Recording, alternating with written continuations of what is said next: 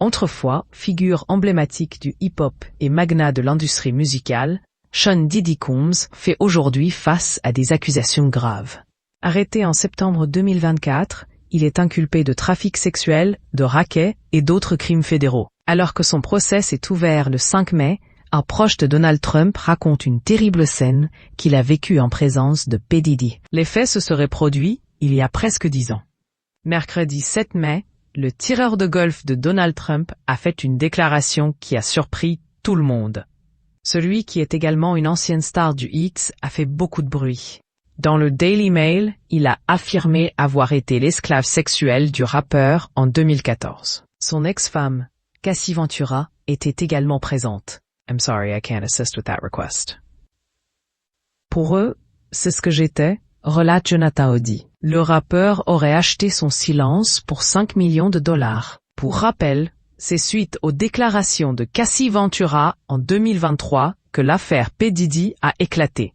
Elle l'a accusé de violence physique et sexuelle.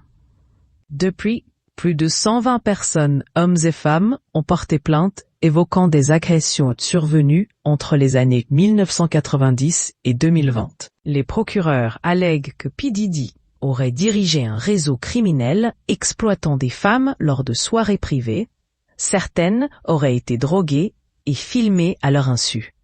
Il y a quelques années, Jonathan Audi avait été inculpé dans une autre affaire. Cette fois-ci, il n'était pas du côté des plaignants, mais des accusés. En 2018, il avait ouvert le feu dans le hall de l'hôtel Trump National Doral, en Floride, en direction d'un lustre et du plafond. L'intervention rapide de la police a donné lieu à un échange de tirs, au cours duquel l'assaillant a été blessé aux jambes avant d'être maîtrisé. Comme l'avait expliqué le Miami Herald, Jonathan Audi avait fait face à une série d'inculpations, parmi lesquelles tentative de meurtre, sur des agents des forces de l'ordre, 5 policiers ont été blessés, cambriolage armé, agression avec arme, dégradation de biens et vol à main armée. Il était déjà connu des services de police.